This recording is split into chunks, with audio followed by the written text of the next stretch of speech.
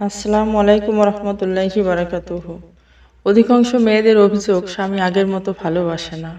স্বামী আগের মতো ভালোবাসে না কারণ স্ত্রী আগের মতো থাকে না।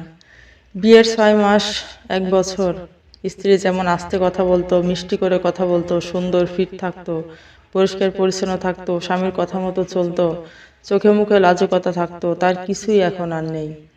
স্ত্রী যদি নিজেকে আগের মতো ধরে রাখতো, স্বামীও আগের মতো থাকতো ঠিকই।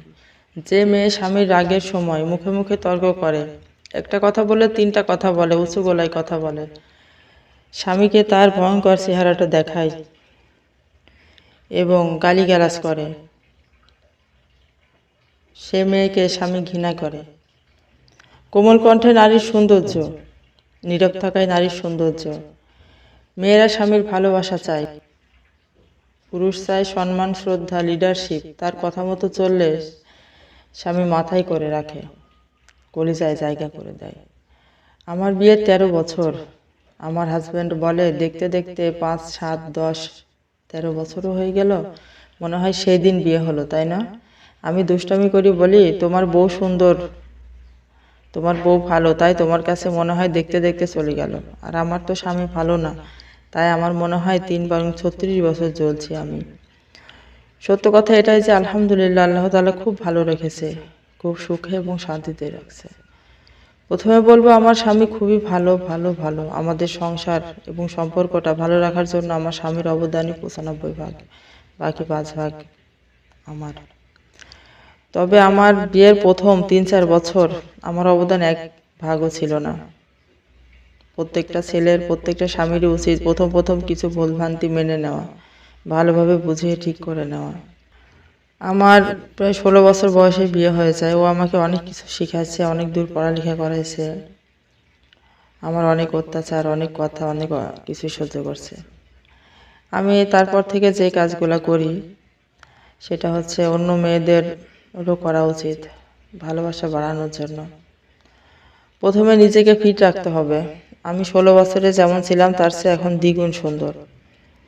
বেশি খেয়ে, বেহিসাবি খেয়ে কখনো নিজেকে ভারী মোটা করে ফেলা যাবে না, পেট মোটা করা যাবে না। গোটা শরীর, লাপাত মস্তক সবকিছু পরিষ্কার পরিচ্ছন্ন রাখতে হবে। আমি আমার শরীরের অবাঞ্ছিত লোম 5 থেকে 7 দিন পরই পরিষ্কার করি। পার্সোনাল পার্টস পরিষ্কার রাখি, অন্য মেয়েরা যেমন মুখটা পরিষ্কার রাখার চেষ্টা করে।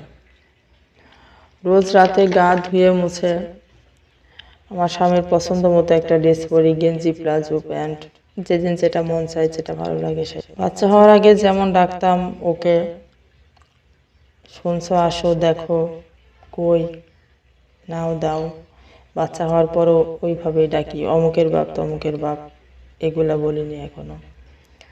নিজের কণ্ঠকে নমনীয় রাখা, কোনোদিন উচ্চস্বরে কথা বলিনি, গালিগালাজ তো নাই।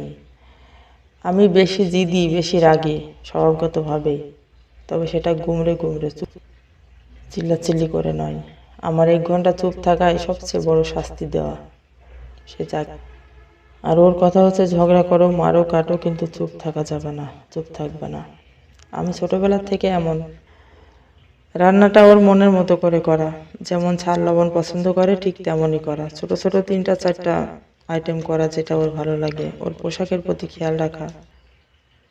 অনেক মেয়ে আছে খাবার খাওয়ার সময় এবং সহবাস করার সময় রাজ্যে যত হিসেব নিকেশ, যত কথা তোলে, এটা একেবারেই করা যাবে না, এটা একেবারেই করা উচিত নয়। খাবার এবং সহবাস এই 2টা জিনিস খুব ভালোভাবে উপভোগ করতে দিতে হবে। তারপর অন্যান্য সময় অনেক কিছু বলা যাবে, তখন মানবে। বাসাটা পরিষ্কার পরিচ্ছন্ন রাখা, ধর্মীয় কাজগুলো ভালোভাবে করা। শ্বশুরবাড়ির সবাইকে যখন যা দেবার আমি দিতে বলি, আমি খেয়াল করে দিই বেশিরভাগ। কোথাও যাওয়ার আগে বলে যাই, যখন চলে আসতে বলে তখন চলে আসি, পর্দা মেনটেন করে চলি। আর কি লাগে করা মেয়েদের? এগুলো করলেই ভালোবাসবে স্বামী। যে মেয়ে স্বামীর মুখে মুখে তর্ক করে, চিল্লাচিল্লি করে, গালিগালাজ করে, স্বামীর মা বাবা, ভাই বোন, পরিবার তুলে, স্বামীর আগের সময় বলা কথাগুলো বাইরের মানুষকে জানিয়ে দেয়, তার প্রতি স্বামীর ঘৃণা তৈরি হয়। নিয়ম অনুযায়ী সংসার করলেও মনে মনে অনেক ঘৃণা জন্মায়, মনের মিল থাকে না আর।